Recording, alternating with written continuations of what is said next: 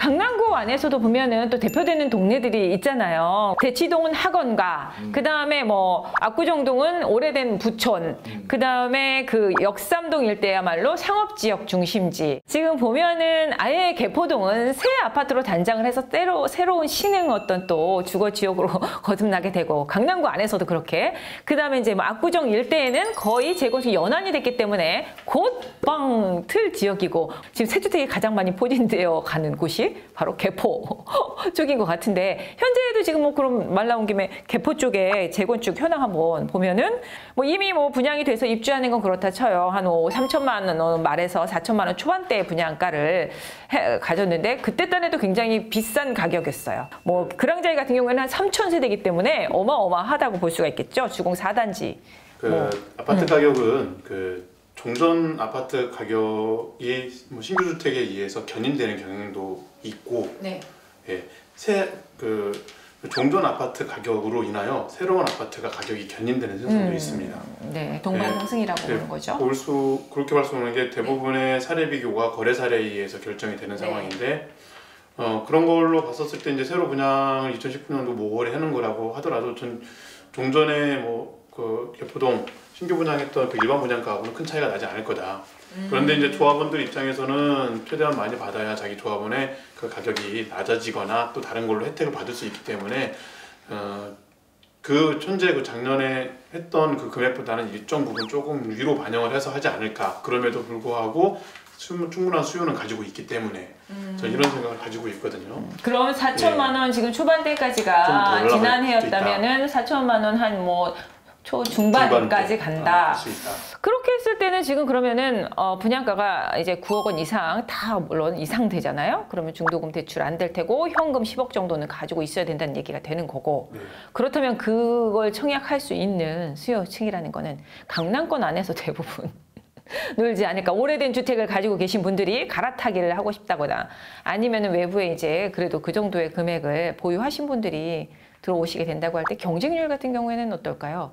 우리가 이야기를 나누는 어떤 중심적인 기준은 그 정도 지불 여력이 있는, 뭐 대출을 한 5억 정도 끼고 나머지는 한 5억 정도만 가지고 있으면서 갈 수 있는 그런 정도 여력을 가지고 있는 분들을 기준으로 해서 이야기가 전개를 돼야 된다고 저는 생각을 하고 있거든요. 예.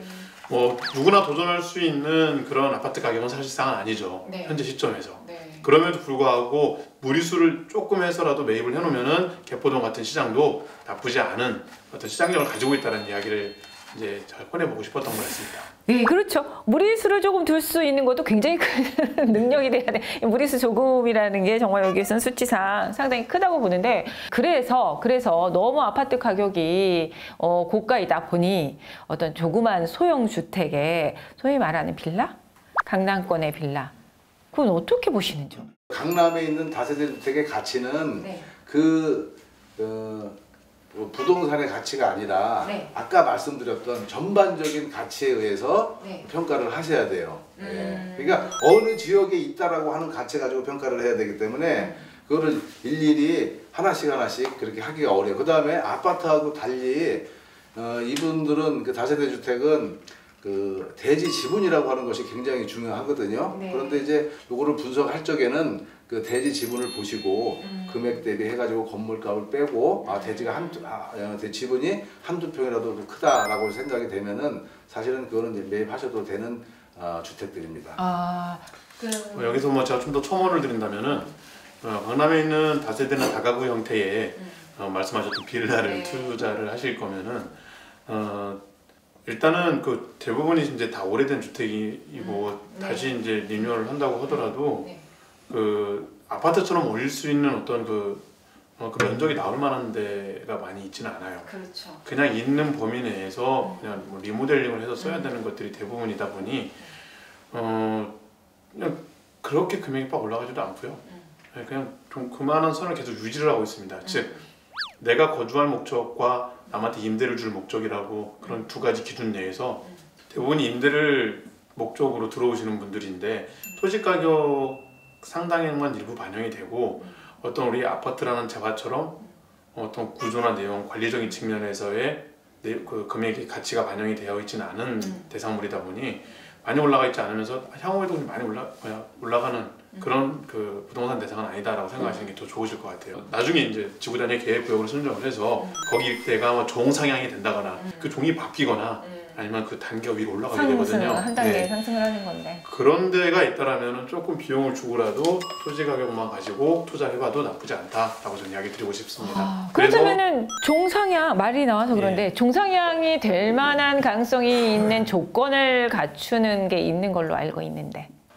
뭐 조건이라고는 없습니다. 개발을 할 때 좀 더 최유의 이용이 그 최유용 이용 가치에 그 초점을 맞춰서 합리적으로 여기가 더 같이 개발이 돼버려야 되는 곳들은 그렇게 종상을 시켜서 같이 가는 구조를 가지고 있죠. 그렇다면 아무래도 뭐 대부분이 도로변을 좀 끼고 있어야 되고. 지도를 딱 피시면 대부분이 아파트가 올라가 있고 개발 호재 말씀하셨던 인근 지역 내에 2종이나 1종으로 일반 주거지구 되어 있는 데들이 영향을 받을 가능성이 굉장히 높습니다. 대충 어딘지 나올 것 같아요. 네, 나오죠? 네, 그 지도를 좀 알고 계신 분들의 그림이 그려지면서 그 아파트 단지와 그 개발 지역에 낀 동네 도로에 인접해 있는 그리고 이왕이면 역하고 좀 더 가까운 지역 어딘지는 알 것 같습니다. 그런 맥락에서 삼성동에 지금 매물들이 많이 없는 상황이기도 합니다. 삼성동은 또 개인 주택들이 많지가 않고 대부분 또 그냥 빌딩들이나 아니면 큰 뭐 이런 대지들이라 일반인이 개인이 하기는 어렵고 근데 그 이제 인접한 다른 지역들을 또 얘기를 하게 되기도 하죠. 사실은 이제 100년 동안 빌라를 그 내버려 둘 수는 없어요. 네, 여러 가지 형태로다가 개발을 할 겁니다. 지구 단위 계획도 있으시고 그런데 이제 그 삼성동이나 청담동이나 이 강남의 빌라 중에서 그 빌라 그 다세대 중에서 연립주택이 있어요. 연립주택을 보면은 연립주택은 지하가 반지하가 있는 그 주거 지역이 있습니다. 예, 그런데 예전에 2층이나 3층에 비해서 굉장히 가격이 싸요. 네. 싼데 재밌는 것은 대지 지분이 같아요.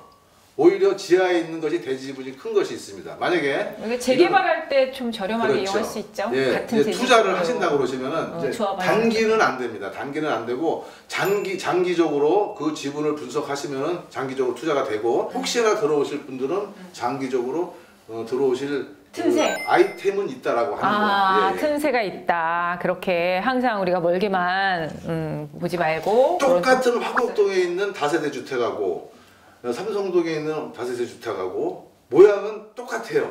네.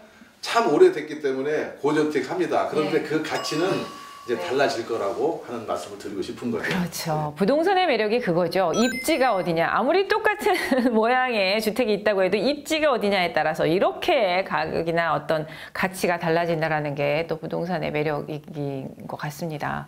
그러다 보니 강남구라는 매력이 더 어느 곳보다 또 돋보이는 거가 그런 부동산의 입지라는 부분은 어떤 부동성이죠. 부동성, 부증성을 다 포함해서 그 가치를 또 부합해서 가는 게 강남구인 것 같은데요. 강남구 한번 알아봤는데 굉장히 세밀하게 심층적으로 또 심각하게 알아보는 그런 기회가 됐습니다. 오늘 참석해주신 두 지금 부동산 닥터 집하고님하고 부동산 보안관님 감사드립니다.